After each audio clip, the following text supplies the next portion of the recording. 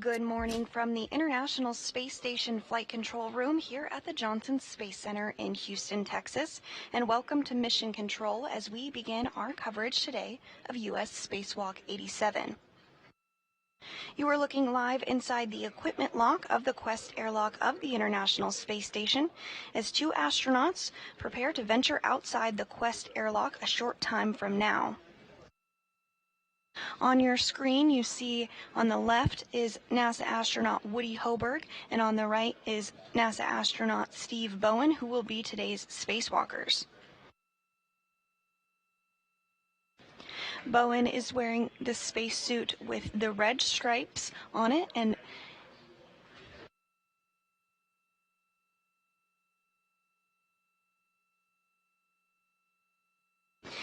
again, Bowen is on the right side of your screen and will be wearing that spacesuit with the red stripes, and Hoburg is on the left and is wearing the unmarked suit today.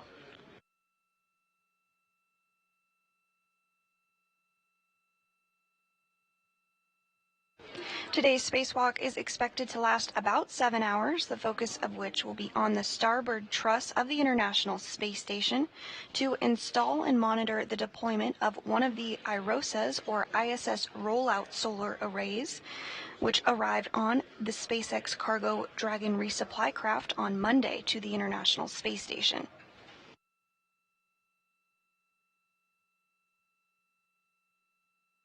Today's spacewalk is the 264th in support of space station assembly, maintenance, and upgrades. This will be the 9th spacewalk for NASA astronaut Steve Bowen and the first spacewalk for NASA astronaut Woody Hoburg.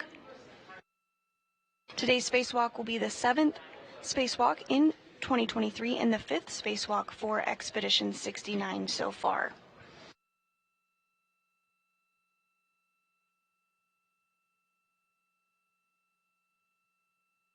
What you're seeing on the screen here is the crew as they continue to step through procedures ahead of stepping out of the airlock a little later this morning. Right now they're completing in-suit light exercises. You can see them moving their legs and hands slightly. These movements help acclimate the crew's bodies to the lower pressure of the spacesuit and purge excess nitrogen from their blood slowly. This is required to avoid getting the bends or decompression sickness. Earlier this morning, the crew worked through procedures to pre-breathe 100% oxygen in order to purge that nitrogen from their body as well.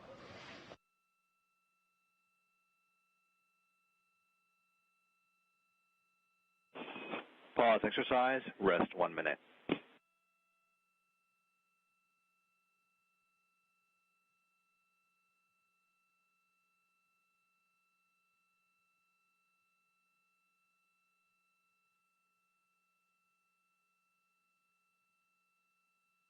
So again, today's spacewalk will see the crew members working to install the 5th IROSA to the International Space Station. This IROSA will be on the 1A power channel on the starboard truss of the International Space Station.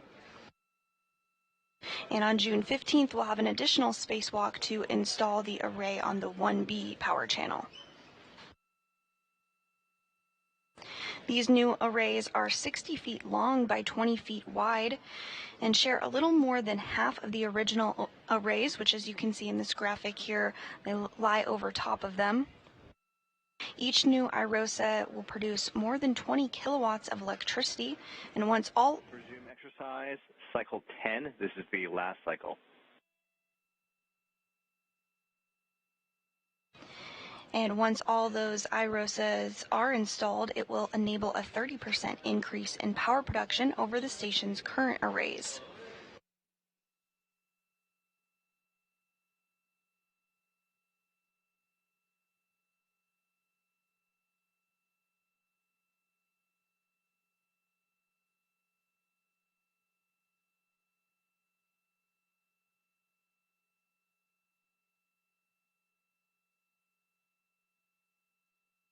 Continuing to get some good views of the crew on board the International Space Station as they step through those in-suit light exercise activities.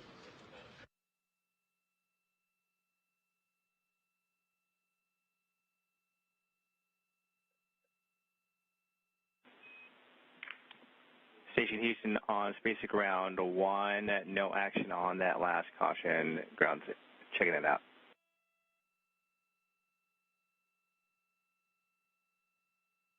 Station copies, no action on that caution message.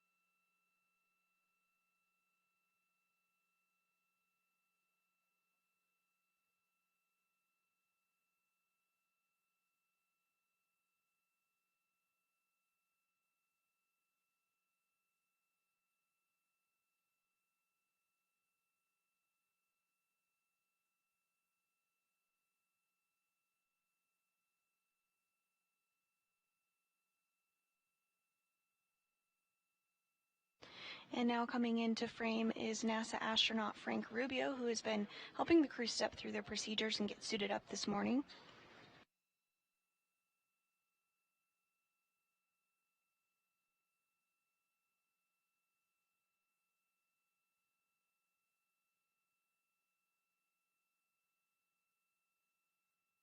Rubio is in the midst of a long-duration spaceflight. By the time he lands this September, he will have spent the longest single time in space by an American astronaut, having accumulated 371 consecutive days aboard the International Space Station.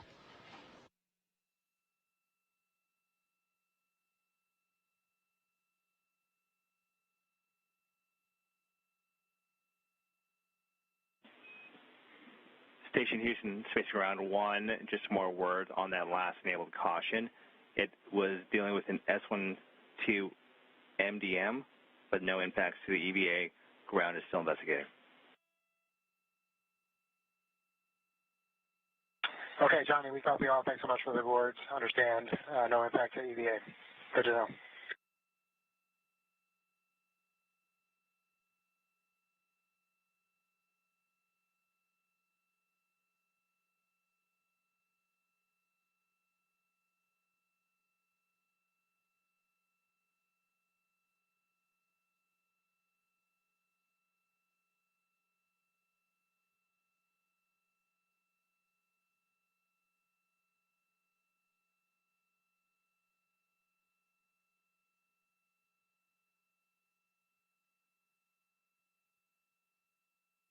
The crew is continuing to work through their in-suit light exercises.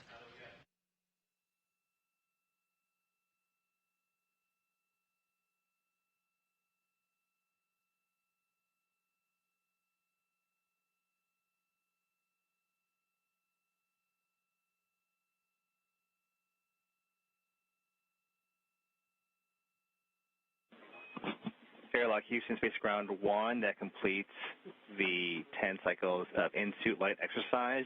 You are go for step 5 in the EMU pre-breathe.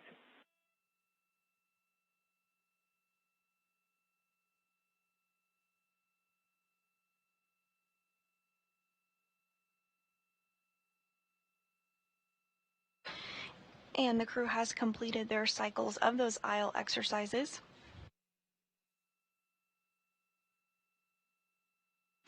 The next steps for them will include continuing to step through procedures ahead of depressurization, part of which will include getting their SAFERs, or Simplified Aid for EVA Rescue, installed on the back of their spacesuits. The SAFER is essentially a jetpack that could be used in the very unlikely situation that a crew member were to become untethered. Johnny, we copy. Go for 5. Thanks so much.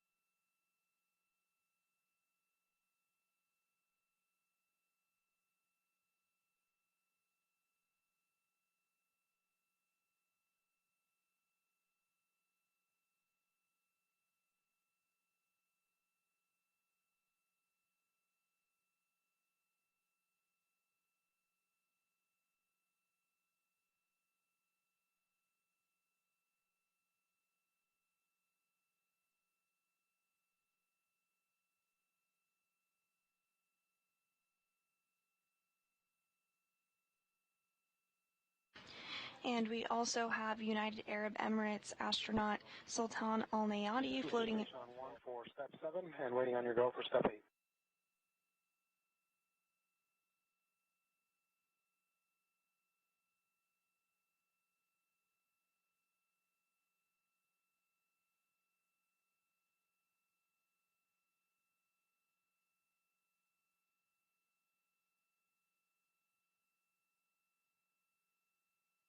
Again, both Rubio and Al Nayati helping to step through procedures with the crew as they continue preparations to exit the Quest airlock later this morning. Frank, step 8 is in work. It's going to take about 10 minutes. Your go to proceed in step 9. We'll let you know when step 8 is complete. I'm sorry, step 7. We'll let you know when thanks, step Johnny. We'll leave echoes on and proceeding with step 9.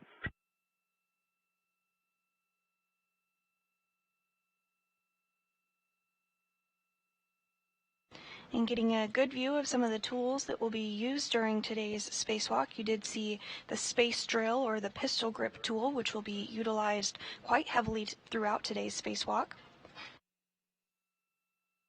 You're also seeing some of the tethers float. Those will be utilized to ensure that the crew is attached to the International Space Station at all times.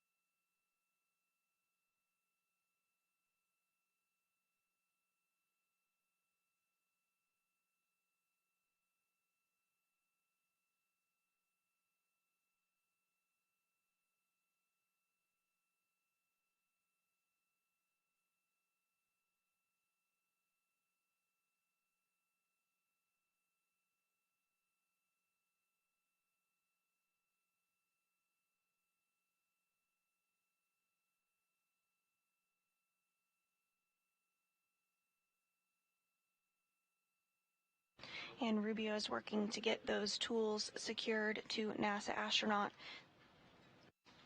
Woody Hoburg's spacesuit.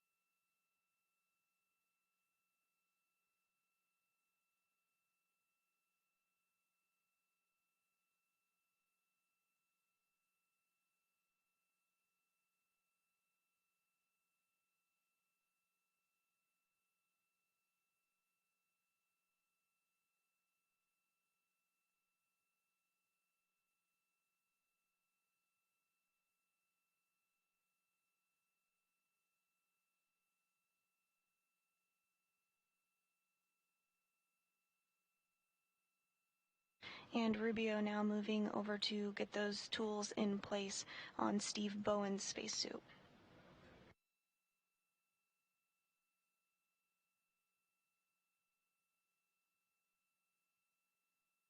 And he's being assisted by UAE or United Arab Emirates astronaut Sultan Al Nayati. Al Nayati's on the left of your screen and Rubio's on the right.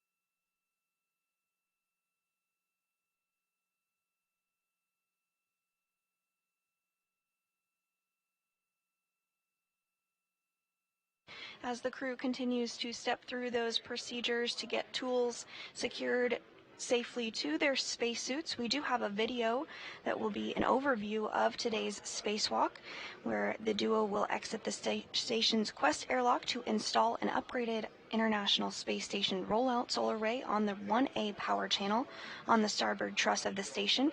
So let's learn a little bit more about what the crew will do during today's spacewalk. This video is for the ISS Rollout Solar Array, or IROSA, 1A install EVA. Steve Bowen, EV1 with the red stripes, egresses and receives a crew lock bag and puts it on his body restraint tether.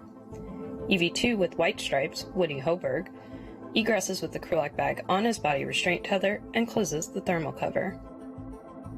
EV1 translates up the forward face of the truss and goes starboard. He stops to configure safety tethers. EV2 follows a similar translation path and goes to the port crew equipment translation aid cart to temporarily stow his bag and retrieve an articulating portable foot restraint. Meanwhile, EV1 translates to the IROSA carrier, stows his bag, and retrieves his pistol grip tool. EV1 begins preparing IROSA for removal from the carrier, first releasing a restraint bolt on the upper IROSA. EV2 relocates the foot restraint and installs it on the space station's robotic arm. EV2 ingresses the foot restraint, and then the arm will move him away from the truss. EV1 translates to the lower IROSA and releases its first restraint bolt. He releases both anti-rotation devices back on the upper IROSA, and then will stow them in the crew lock bag.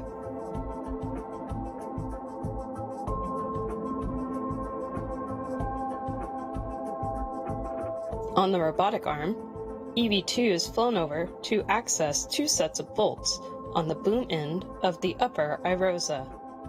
The first two bolts will allow the boom deployment system rollers to be moved into place to help with the array deployment later in the spacewalk.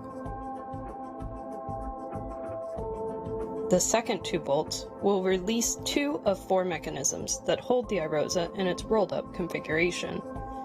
EV1 partially releases the upper IROSA's restraint bolt and installs the first of two handling aids called scoops and prep for removing IROSA from the carrier.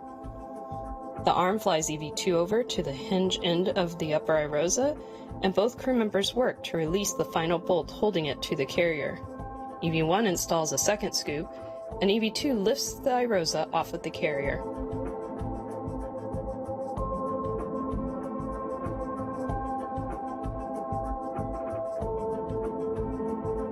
After several maneuvers on the robotic arm, EV2 will arrive at the 1A mod kit worksite. During these maneuvers, EV1 will pick up the temporarily stowed bag from the port cart and reconfigure both crews' safety tethers, on his way to meet EV2 at the mod kit.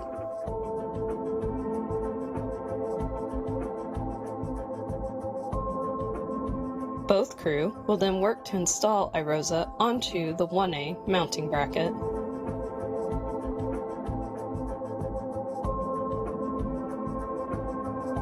The crew will release the scoops, and EV2 will move into position to release the final bolt, holding IROSA in its folded position. Once released, EV1 will hold IROSA closed while EV2 egresses his foot restraint and gets into position. Both crew will then work together to unfold IROSA and secure the right side onto the mounting bracket.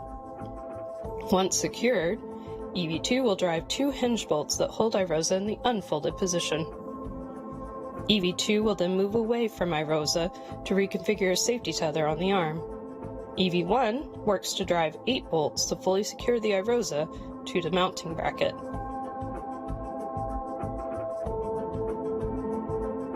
Both crew will then work to electrically connect the new IROSA to the ISS power system. They'll first attach 4 connectors to IROSA, then both will move to either side of the legacy array to disconnect the old array and connect a Y cable. This will allow power to flow from both the new IROSA and the legacy array to the space station power system.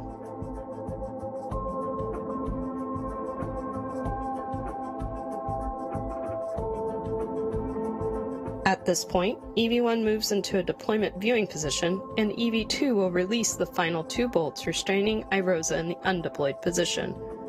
IROSA will deploy over the next 6 to 10 minutes.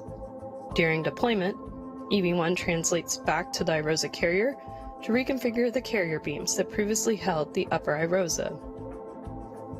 These beams need to be rotated out of the way to allow access to the lower IROSA on the second EVA. Once deployment is complete, EV2 will release 2 bolts that allow the IROSA blankets to become tensioned. EV2 then cleans up the mod kit worksite, retrieving his crew lock bag, and heads to the carrier to help EV1 with the carrier beams. The crew members will work together to release the bolts holding the beams in place. Then they will rotate the beams out of the way and secure them back down. This is the last task in the first EVA.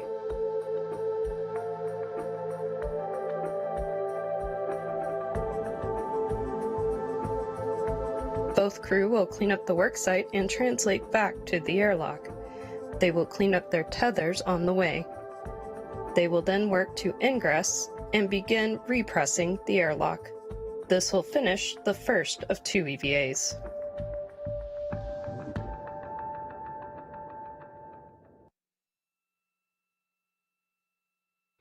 And that was an overview of what we can expect during today's spacewalk. On your screen here on the top right, you see NASA astronaut Frank Rubio continuing to step through procedures to get the crew ready to head out of the airlock later this morning. And towards the lower left of your screen, you see United Arab Emirates astronaut Sultan Al Nayati. He's working alongside Rubio to prepare to get the simplified aid for EVA rescue or SAFER installed.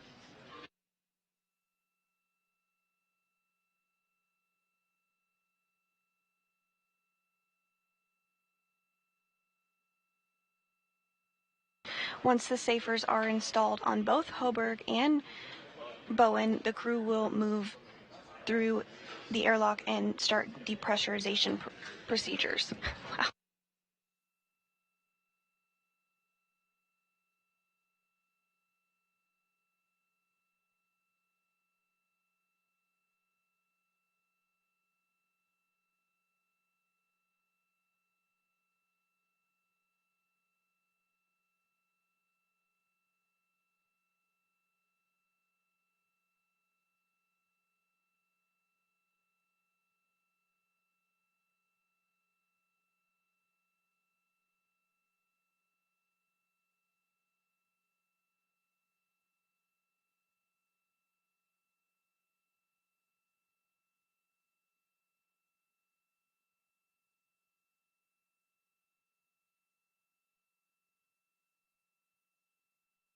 Copy, Frank.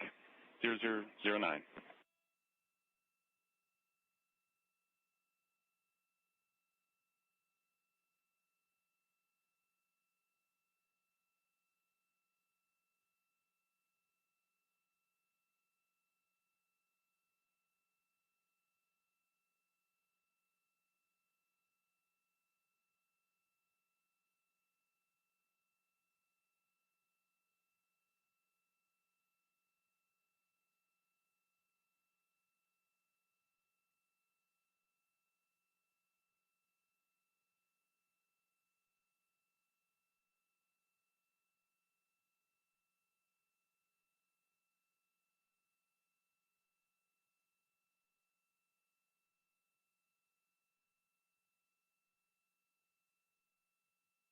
Getting a good view inside the backside of the extravehicular mobility unit, or EMU.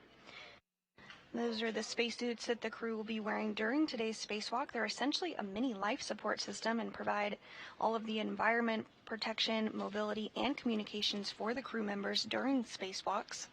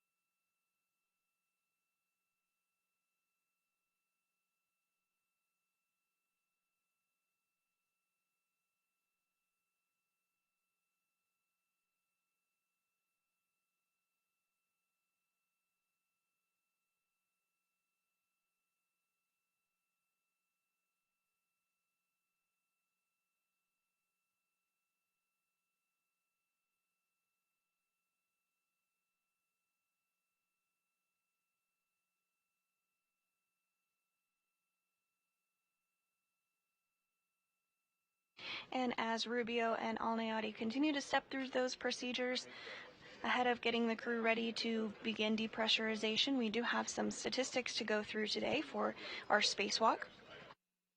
Today's spacewalk will be the 9th spacewalk for NASA astronaut Steve Bowen. He has a total spacewalking time of 54 hours and 19 minutes. And for NASA astronaut Woody Hoburg, this will be his very first spacewalk.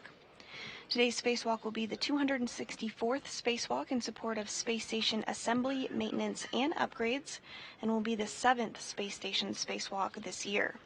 And this will be the 5th spacewalk for Expedition 69.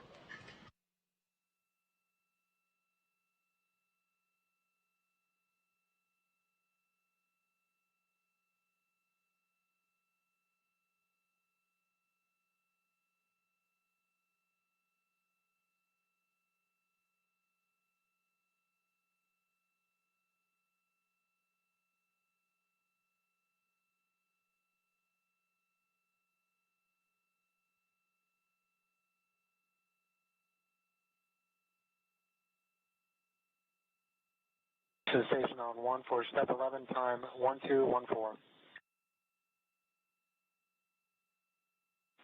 And we copy, Frank.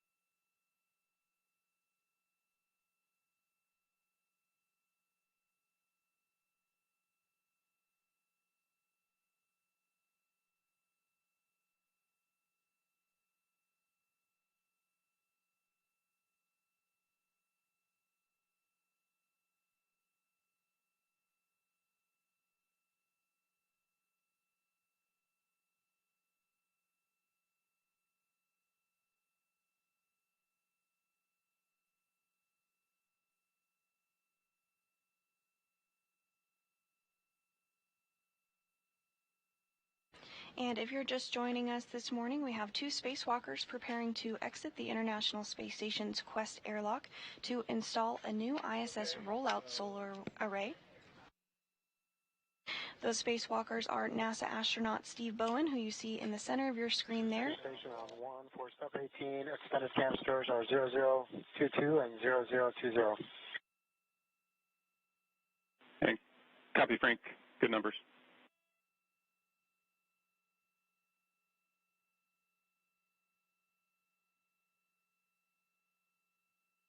And our other spacewalker today is NASA astronaut Woody Hoburg, who will be completing his very first spacewalk.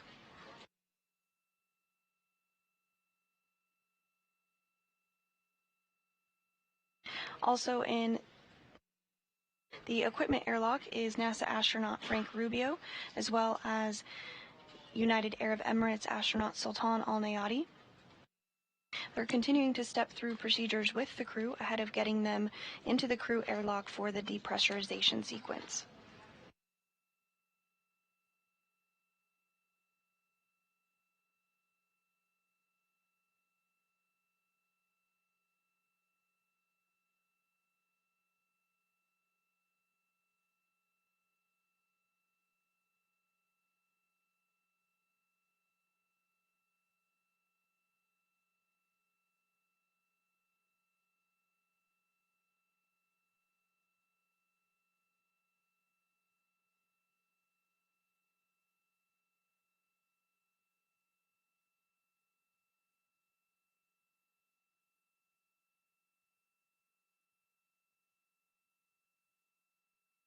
Back in the International Space Station Flight Control Room, the Orbit 2 team is ready to support today's spacewalk under the direction of Flight Director Diane Daly.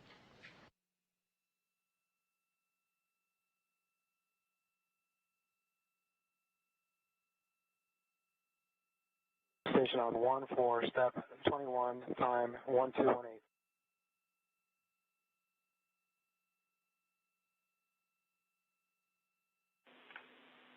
And copy, Frank.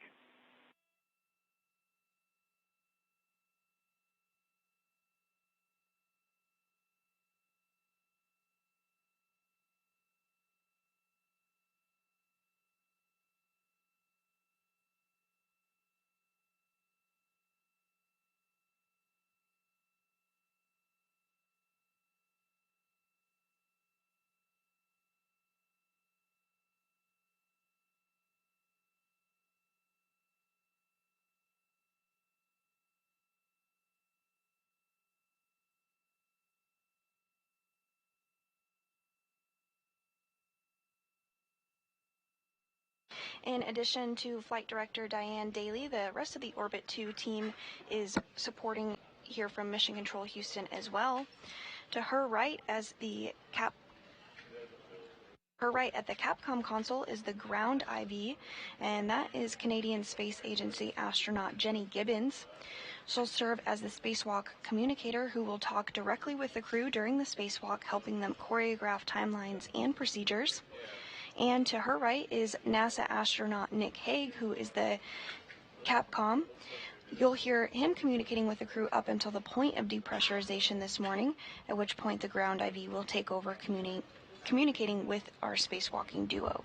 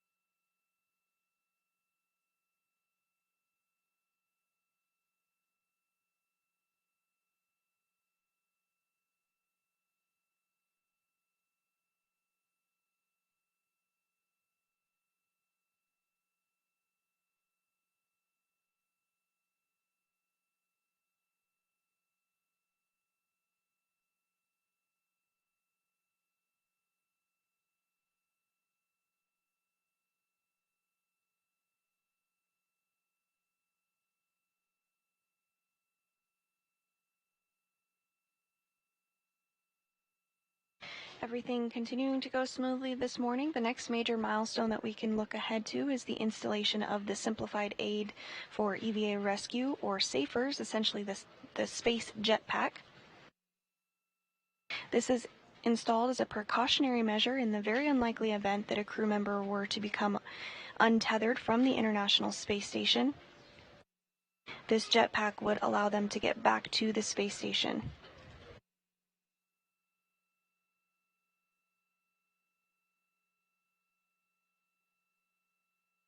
Following SAFER installation, we can look ahead to depressurization.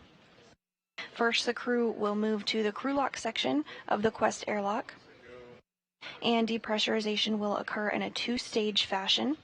First, the crew lock will be taken down to 5 pounds per square inch of pressure. At this point, they'll pause depressurization to do a systems check, and then Station Houston on 1.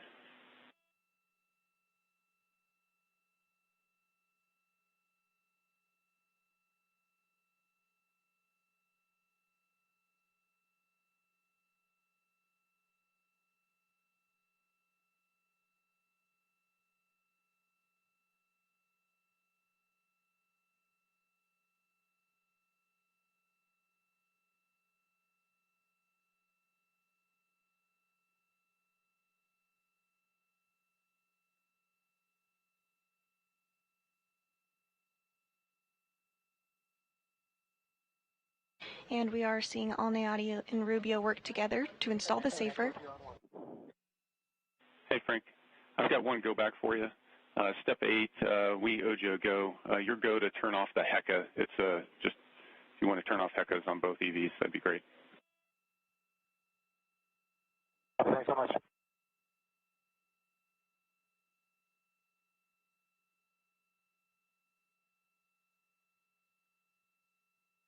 Again, Alneati and Rubio now working together to install the safer, simplified aid for EVA rescue on NASA astronaut Steve Bowen's spacesuit.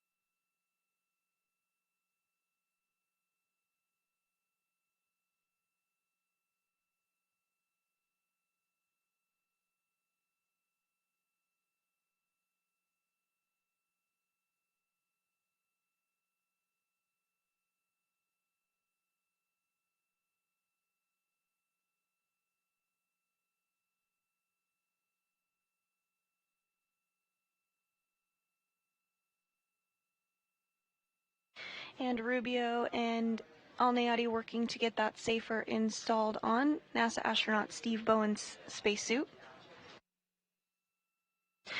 For today's spacewalk, Bowen is designated EV1, and he'll be wearing the spacesuit with the red stripes, which you can see on your screen there. Woody Hoburg will be designated EV2 and will be wearing an unmarked spacesuit.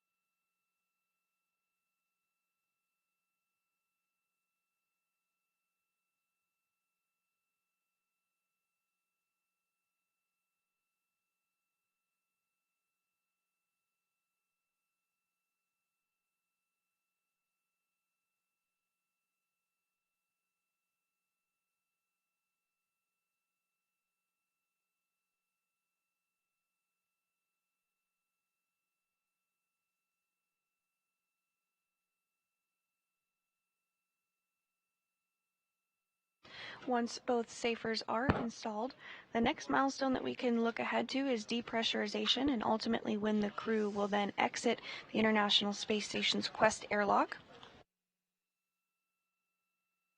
They'll then work together to install an upgraded International Space Station rollout solar array on the 1A power channel on the starboard truss of the International Space Station.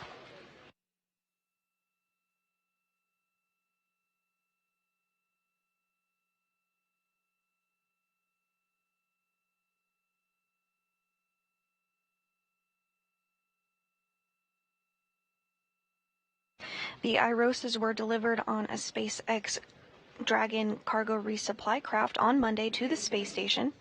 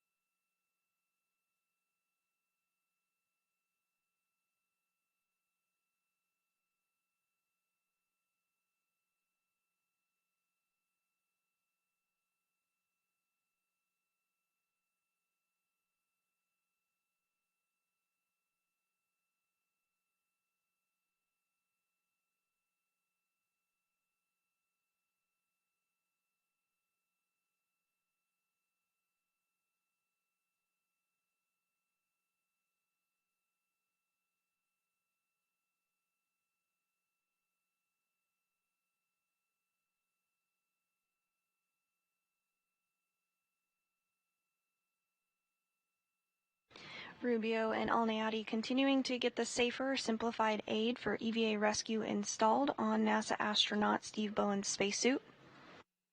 Following installation of the safer, Bowen will be moved to the crew airlock for depress.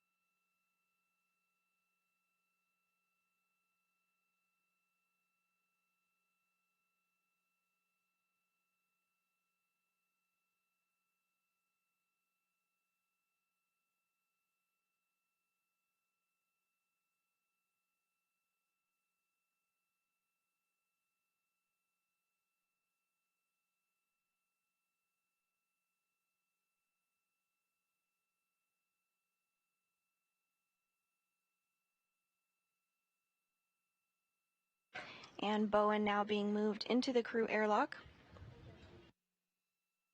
Next up, Rubio and Alniati will work together to get Hoburg's safer installed.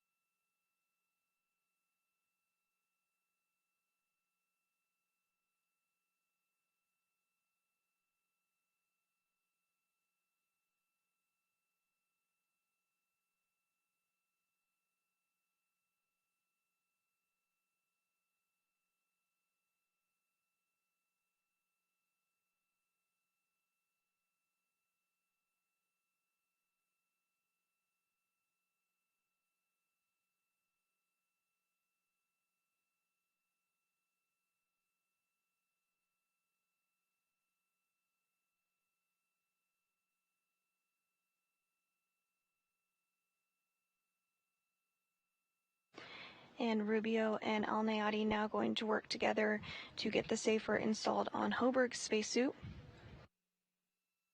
Again, he'll be designated EV2 and he's wearing the spacesuit with the unmarked spacesuit this morning.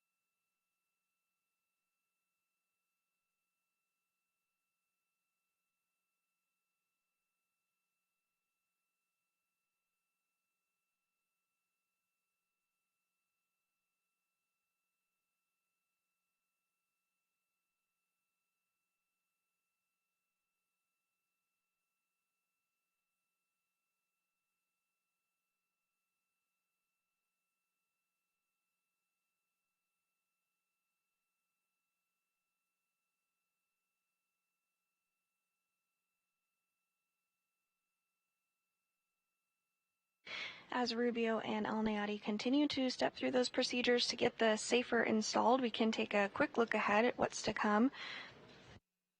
Following getting the safer installed, both crew will be moved into the airlock to begin the depressurization process. The depressurization of the airlock is done in a two-stage process. First, the crew lock will be taken down to 5 pounds per square inch of pressure.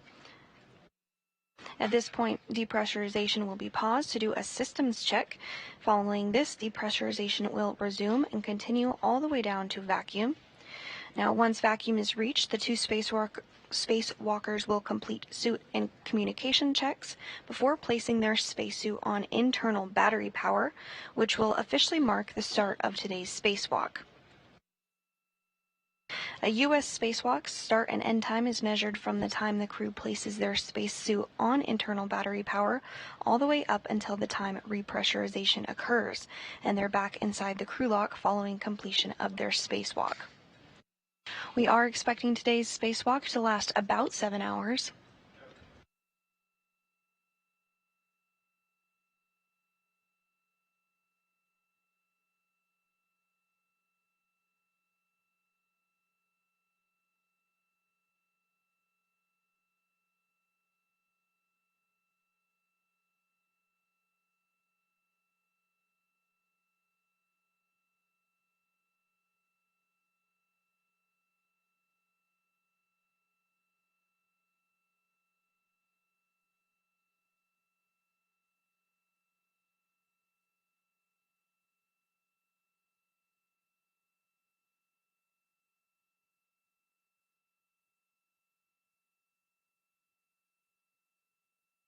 And here in Mission Control Houston, NASA Flight Director Diane Daly did just pull the team of flight controllers on console, and everything is looking good. We are go for today's spacewalk.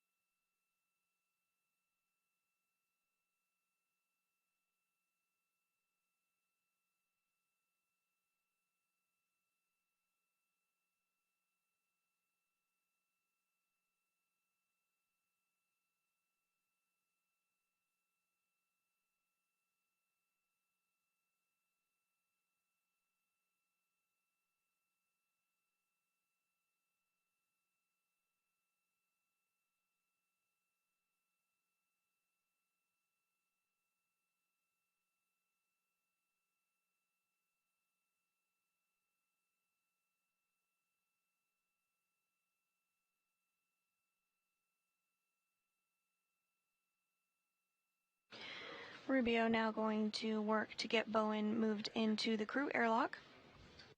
Hoburg, rather. Bowen currently is in the crew airlock already.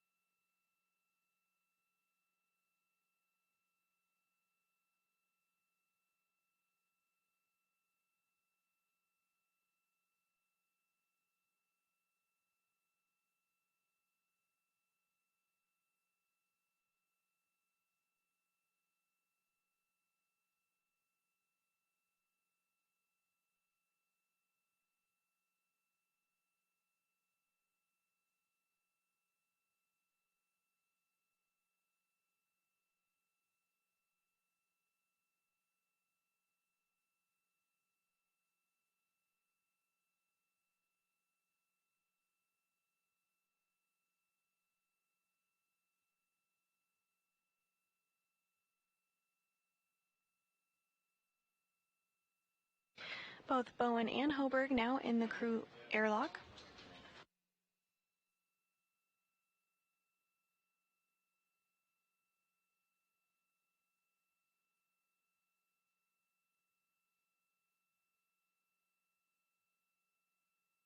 Once they get situated and everything looks good, we will see the hatch close and the depressurization process begin.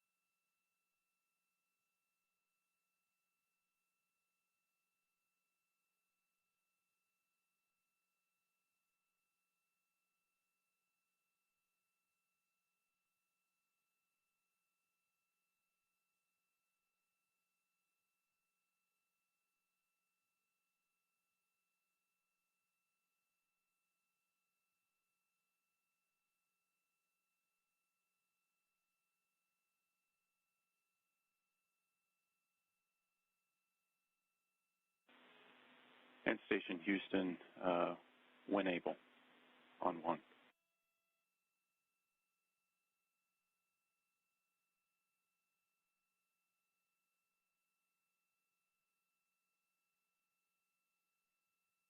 Connect with you on 1. Hey, Frank, we're trying to get in front of an LOS with some ground commanding. There's a couple steps that you're going to confirm later on we'd like to do early. That's step 76 and 77.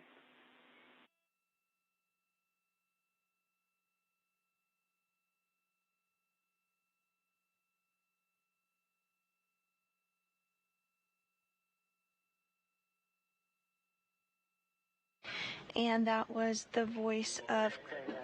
76 and 77 are in good config. EMER MPEV is closed, and node 1 VAP is connected to the gamma cat. Copy, Frank. Thanks for doing this.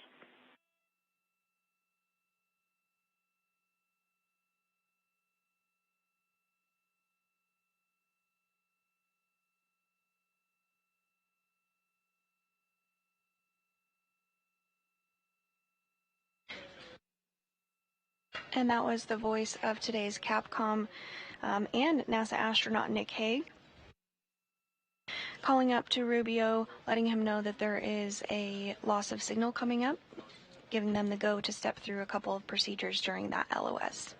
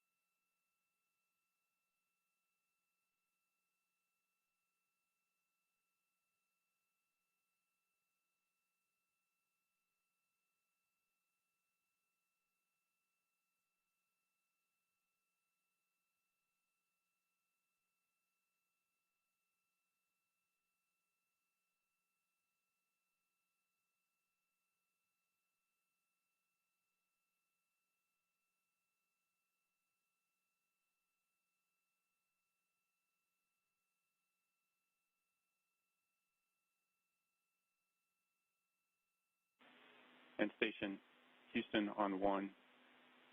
No action for you. You can acknowledge with the thumbs up. We're going to command, so you go hot mic for the EV crew.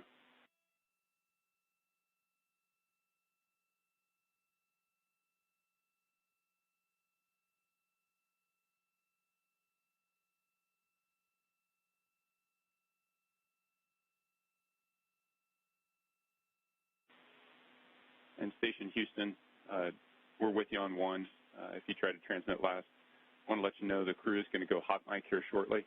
And also, you've got to go in step 84. Okay, next copy.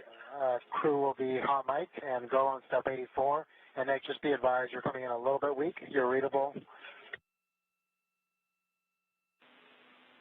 Copy all.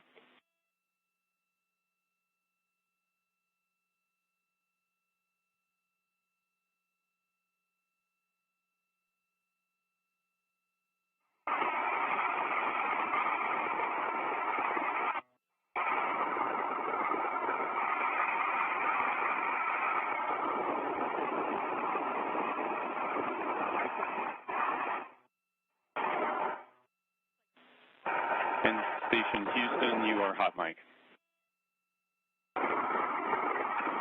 BB1 copies. BB2 copies. And copy, we've got a good voice, and just let you know we're 2 minutes out for a 12-minute LOS, and you are prime IV, and your go to press.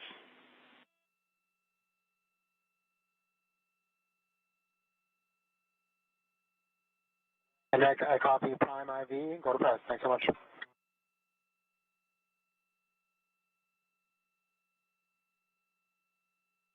And we did just hear that confirmation from the ground that the crew is go to continue depressurization. First up, they'll close the hatch, which Alnayati and Rubio are working together to do, so you can see on your screen.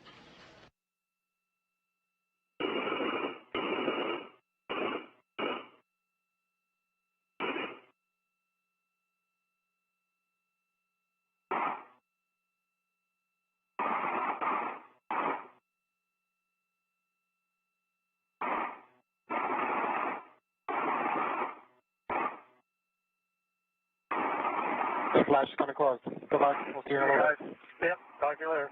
Thank you so much. Great job. Great job. Sound awesome.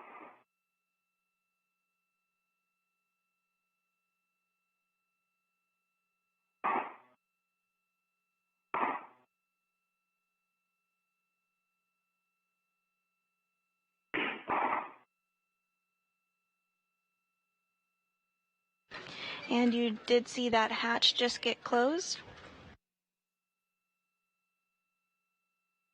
We are in an expected handover between ground stations.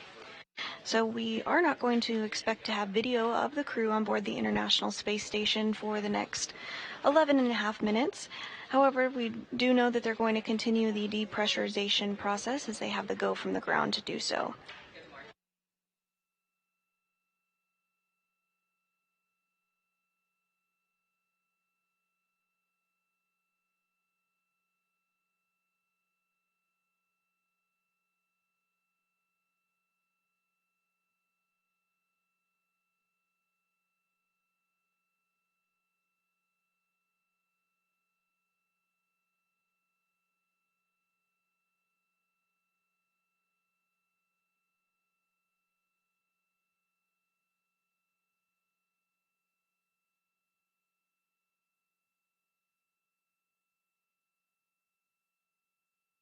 And if you're just joining us this morning, we have two spacewalkers who are suited up and in the process of working through depressurization procedures.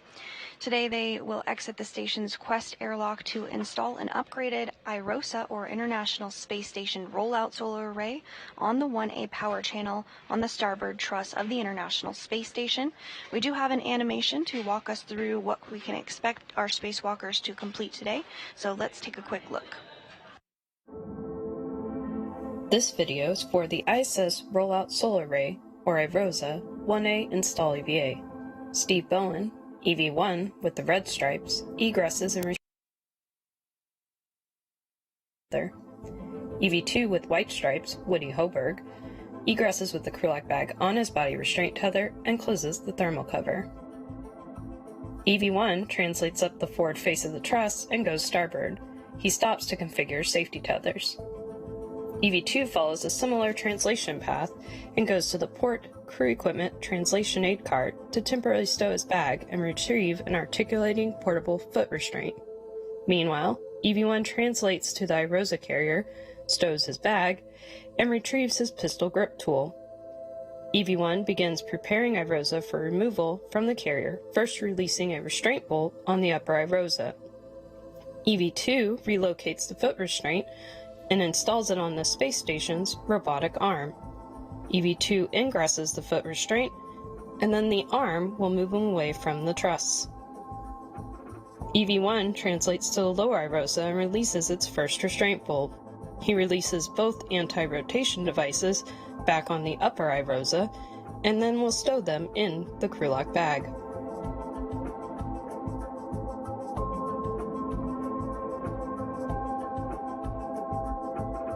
On the robotic arm, EV2 is flown over to access two sets of bolts on the boom end of the upper IROSA. The first two bolts will allow the boom deployment system rollers to be moved into place to help with the array deployment later in the spacewalk.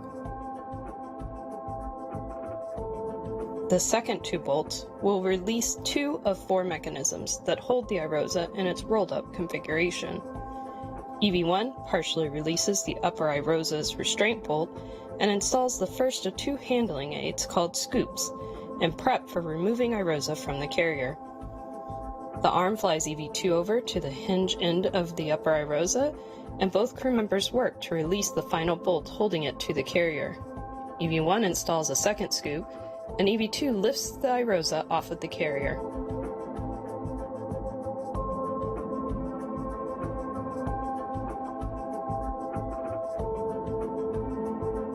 After several maneuvers on the robotic arm, EV2 will arrive at the 1A mod kit worksite.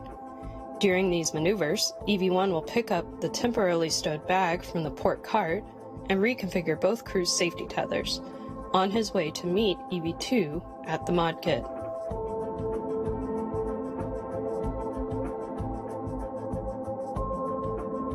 Both crew will then work to install IROSA onto the 1A mounting bracket.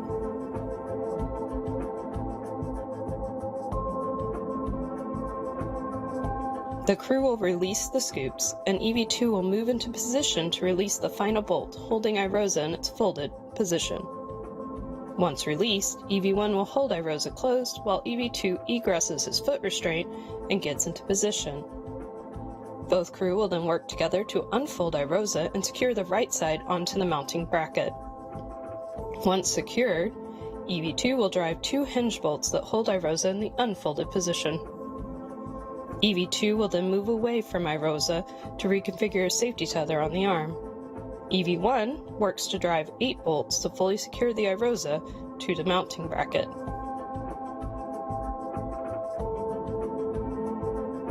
Both crew will then work to electrically connect the new IROSA to the ISS power system.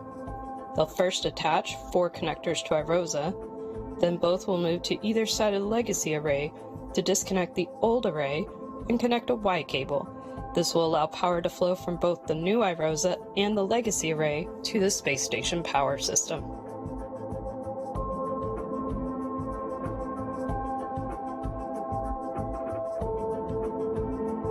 At this point, EV1 moves into a deployment viewing position, and EV2 will release the final 2 bolts restraining IROSA in the undeployed position. IROSA will deploy over the next 6 to 10 minutes. During deployment, EV1 translates back to the IROSA carrier to reconfigure the carrier beams that previously held the upper IROSA. These beams need to be rotated out of the way to allow access to the lower IROSA on the second EVA. Once deployment is complete, EV2 will release 2 bolts that allow the IROSA blankets to become tensioned. EV2 then cleans up the mod kit worksite, retrieving his crew lock bag, and heads to the carrier to help EV1 with the carrier beams. The crew members will work together to release the bolts holding the beams in place. Then they will rotate the beams out of the way and secure them back down. This is the last task in the first EVA.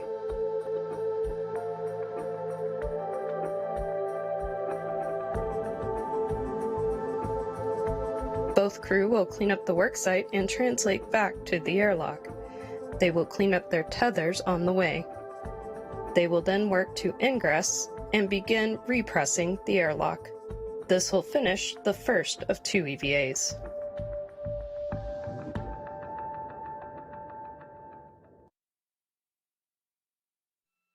And that is a high-level overview of what we can expect from today's spacewalk. If you're just joining us, 2 NASA astronauts are currently suited up and in the crew airlock and are working their way through depressurization procedures.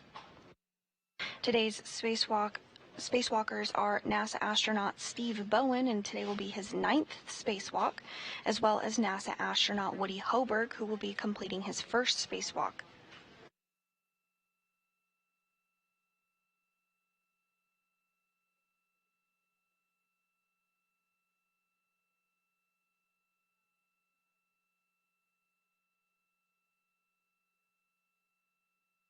Bowen and Hoburg will venture outside for a spacewalk expected to last about 7 hours today, the focus of which will be on the starboard truss of the International Space Station to install and monitor the deployment of one of the IROSAs, or ISS Rollout Solar Array, both of which were delivered on a SpaceX Cargo Dragon resupply vehicle on Monday to the space station.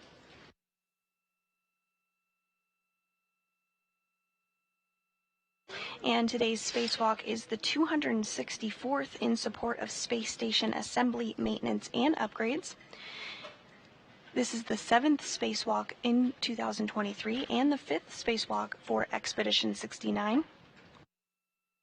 As we mentioned, it's the 9th spacewalk for Bowen, who has a cumulative spacewalking time of over 54 hours across 8 previous spacewalks.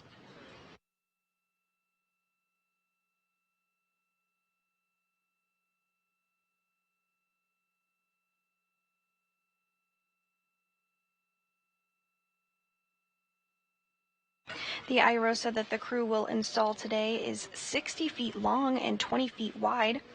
It shades a little more than half of the original or legacy arrays, which are 112 feet long by 39 feet wide.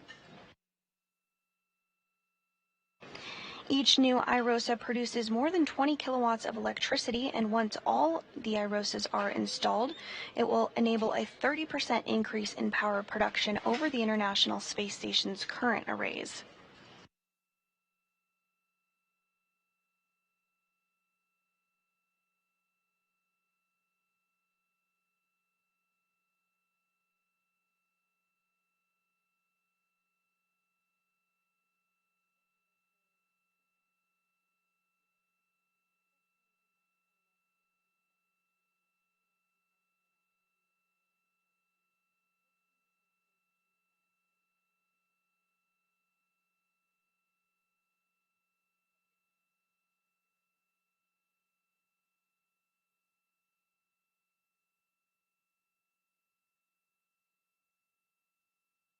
And we are in a loss of signal period as we have a handover between satellites.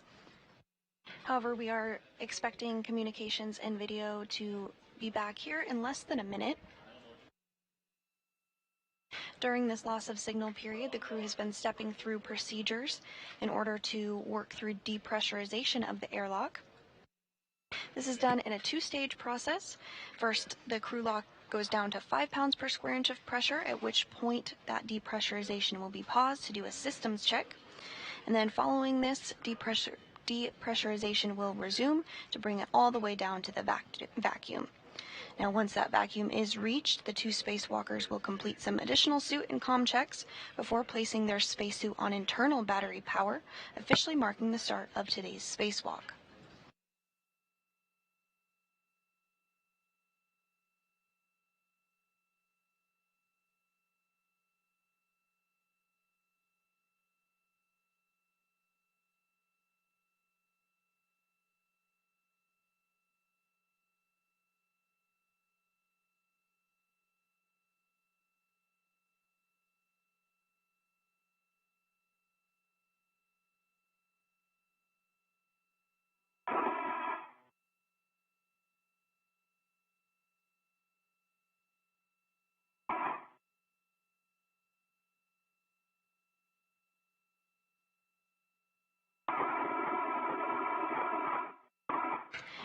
And pressure inside of the crew lock is about 7.27 pounds per square inch. Again, we'll pause once that pressure reaches 5 pounds per square inch.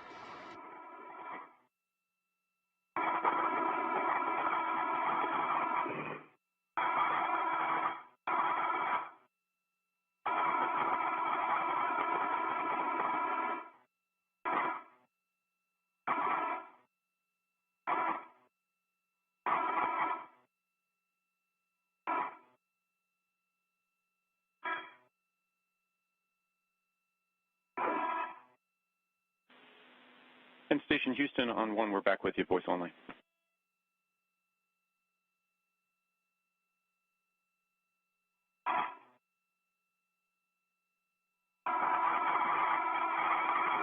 Yes, we have you live and clear. Copy, voice only. Thanks.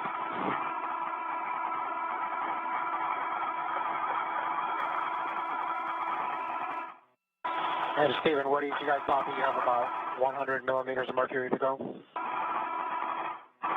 If you want copy. Yep, Frank, I copy. That's the airlock P 6.5. Yep, I agree.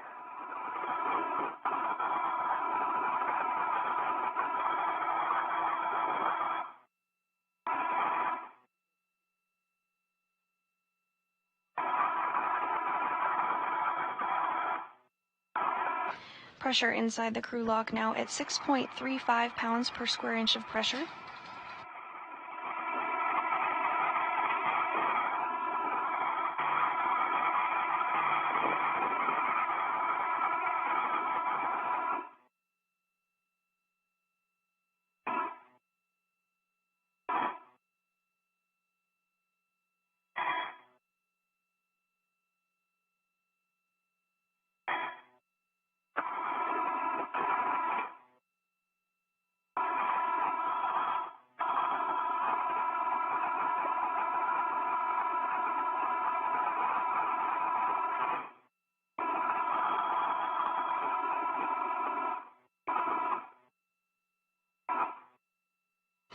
Now less than 6 pounds per square inch of pressure inside the crew lock.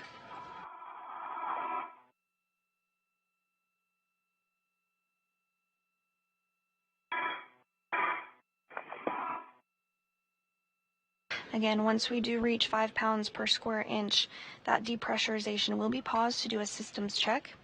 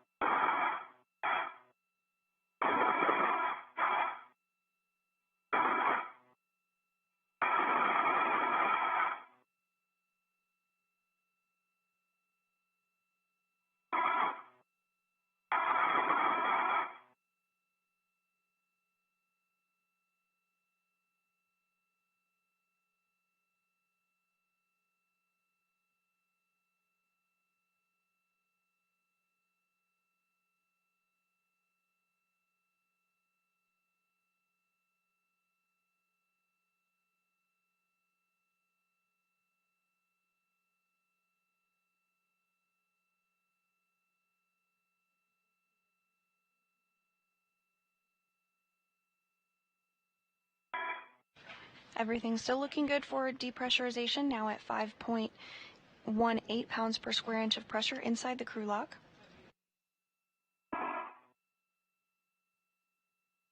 Woody, the next action is going to be for you. We have about 10 to go. I copy, Frank, standing by.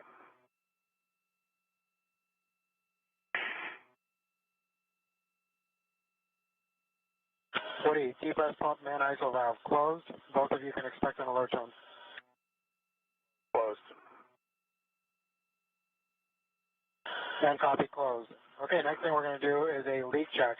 So you'll both take your switch display status until leak check question mark is displayed. Hold that for 2 seconds, and then follow the displayed instructions. In work, UV1. UV2 in work. And pressure inside the crew lock is now at 5 pounds per square inch of pressure. So you did hear those words about the systems check that are occurring now.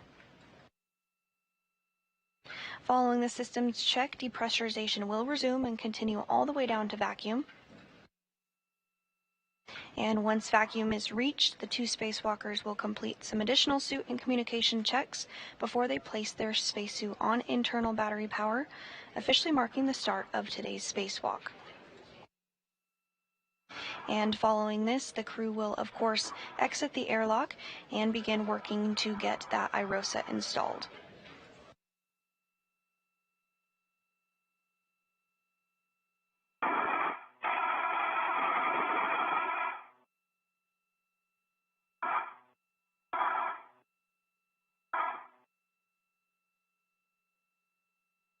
Check complete, EV1.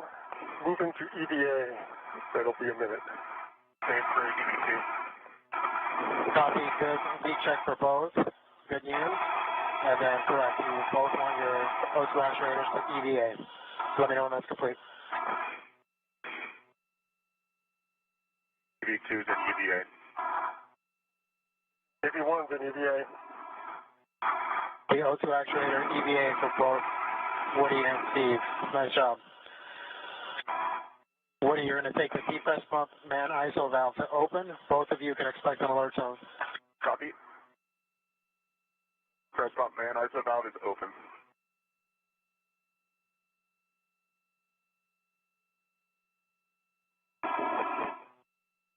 Okay, emergency MPEV is also open. Both of you continue to monitor your suit pressure gauge. Make sure that it remains less than 5.5. Again, if it ever goes above 5.5, let us know and we'll stop the depress. EV1 copy. EV2 copy.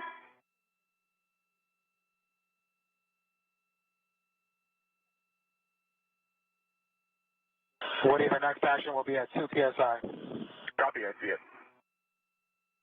And those system checks looking good. Depressurization is continuing as expected.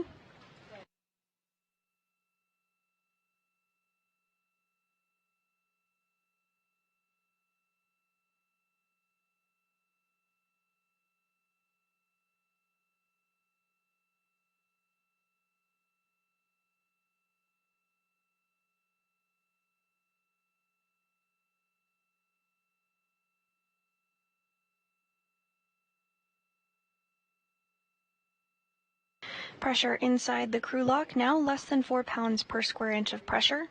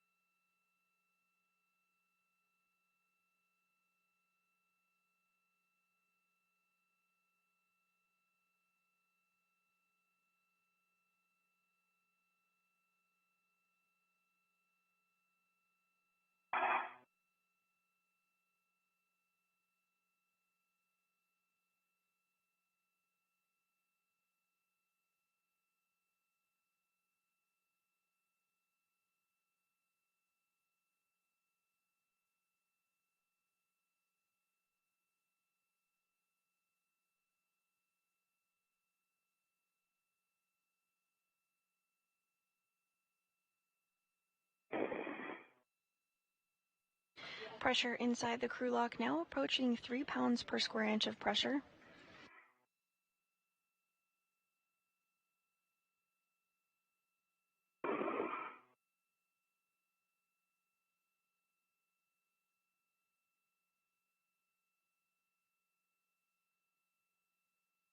And we are getting a view back inside of the equipment lock here, where NASA astronaut Frank Rubio on the left and United Arab Emirates astronaut Sultan Al Nayati continue to step through depressurization procedures with Hoburg and Bowen, who are inside the crew lock. Pressure inside the crew lock now at 2.68 pounds per square inch of pressure.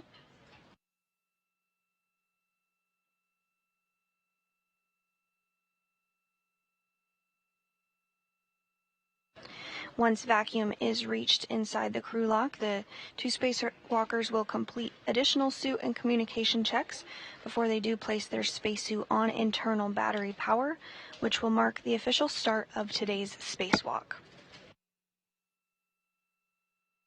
A U.S. spacewalk start and end time is measured from the time the crew places their spacesuit on internal battery power. And we're at 123, continuing to 103. Copy, Frank. You see 2.1.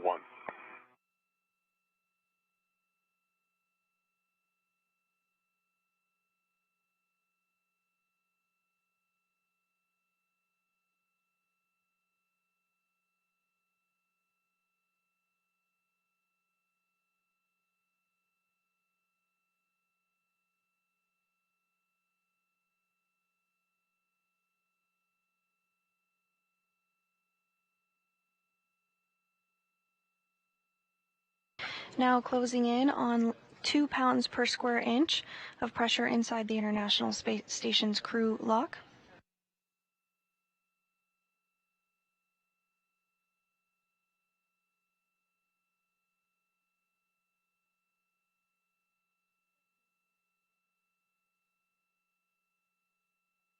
Okay, Woody, we're at 103. Depress pump man ISO valve closed.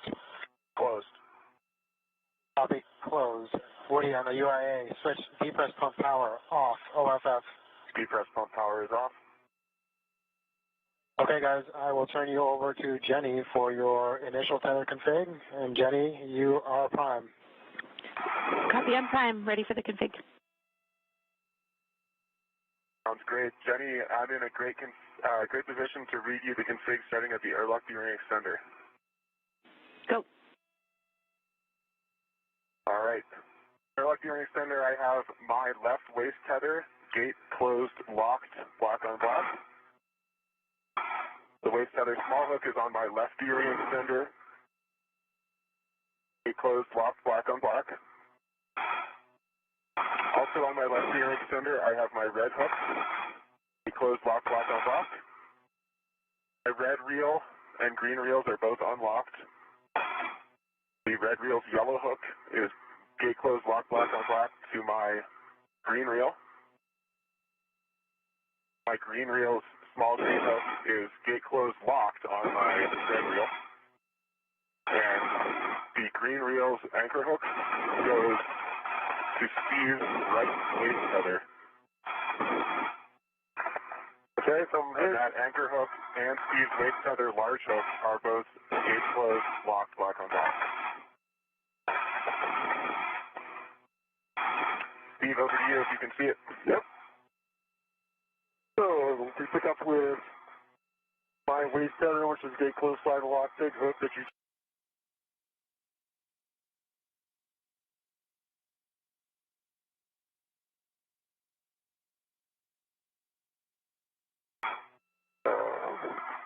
Safety tether, red hook, gate closed, slide lock on my right B wing extender. The yellow hook is gate closed, slide lock to the green rail. Both reels are unlocked. I have the blank hook to my mini workstation. On my left-hand side, I have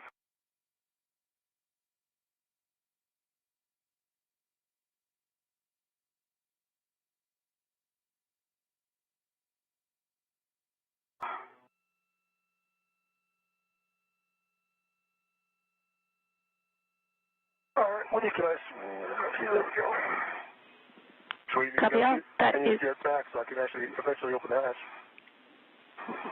I copy all. We are in a good config.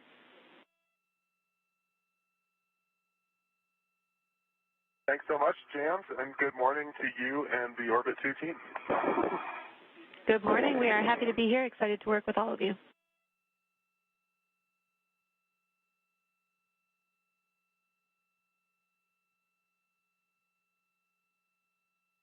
And you are now hearing the voice of Jenny Gibbons, who is the ground IV.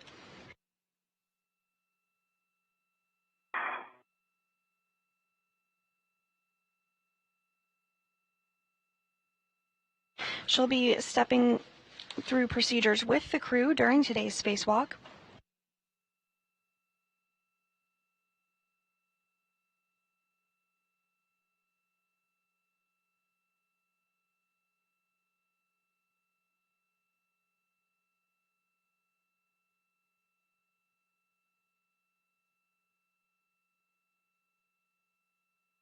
And that pressure inside the crew lock now at vacuum. Woody and Steve, we're continuing the deep press here. It'll take a couple of more minutes. When the crew lock DP/DT is approximately 0, expect an alert tone. B1 copies. BB2 copies. That pressure inside the crew lock is continuing to approach vacuum. It's now at 0.97 pounds per square inch. Hey, you guys crush it. Good luck out there. It's going to be fun to watch you guys do this. Frank, we're depending on you. This is going to be good. You guys are going to work on this. It's going to work out really well. Frank, thanks so much. You guys did a fantastic job IVing this morning. Thanks so much for everything. Our pleasure. We'll see you in a few hours.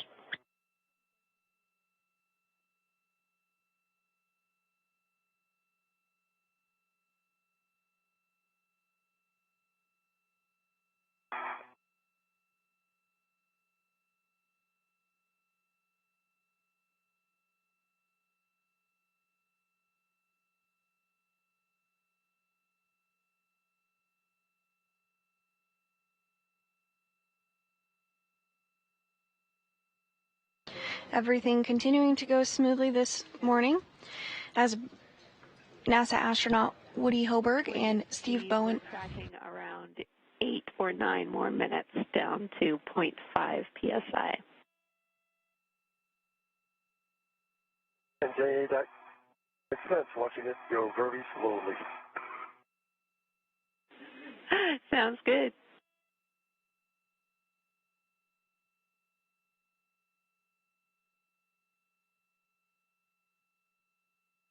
Again, everything going smoothly so far this morning as we anticipate the spacesuits to be switched over to battery power here shortly as soon as those comm checks and system checks are completed.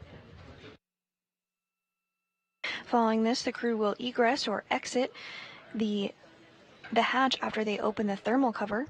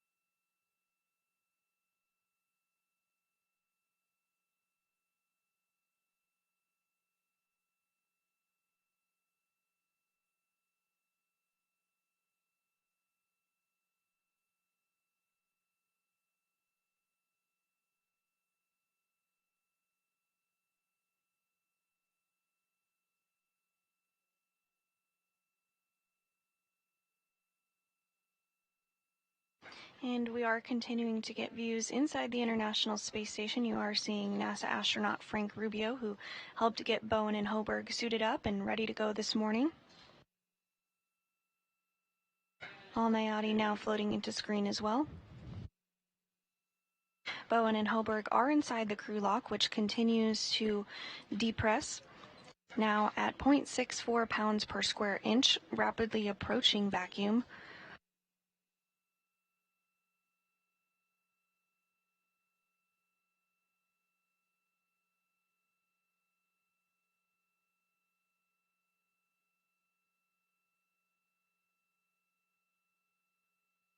The goal of today's spacewalk is to install an upgraded IROSA, or International Space Station Rollout Solar Array, on the 1A power channel on the starboard truss of the space station.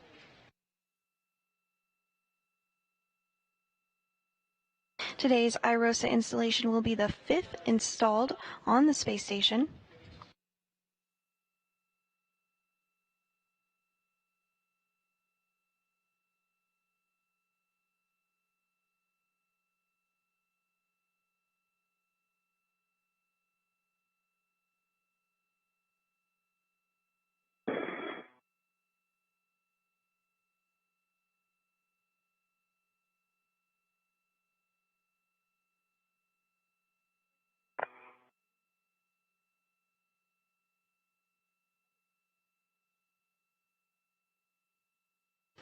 Pressure inside the crew lock now at 0.55 pounds per square inch of pressure.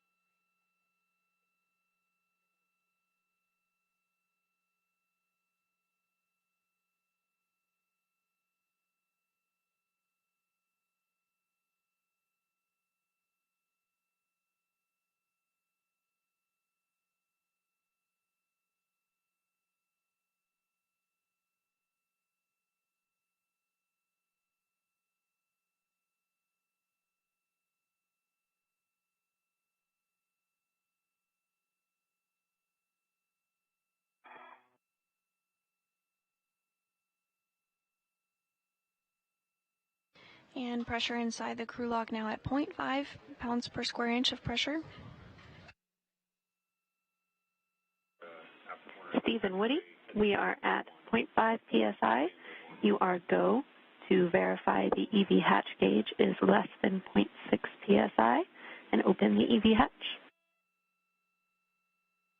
And I see the EV hatch at 0.4. Copy, 0.4, your go. All right, getting ready to open the hatch.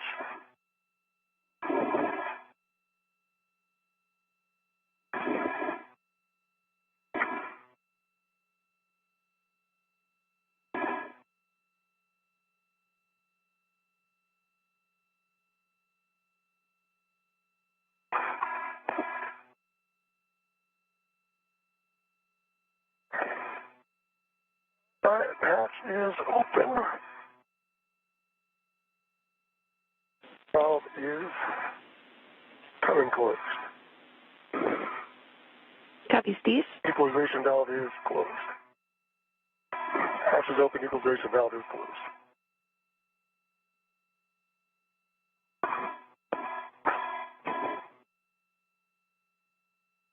And we are hearing that the hatch is open. Pressure inside the crew lock now at vacuum.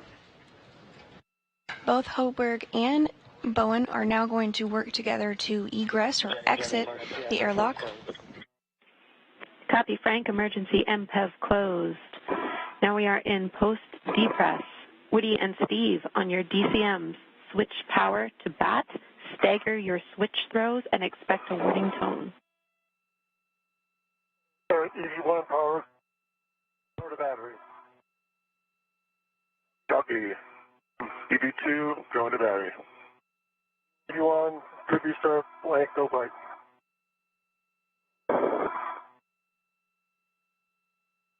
EV2, good restart, blank, no bite.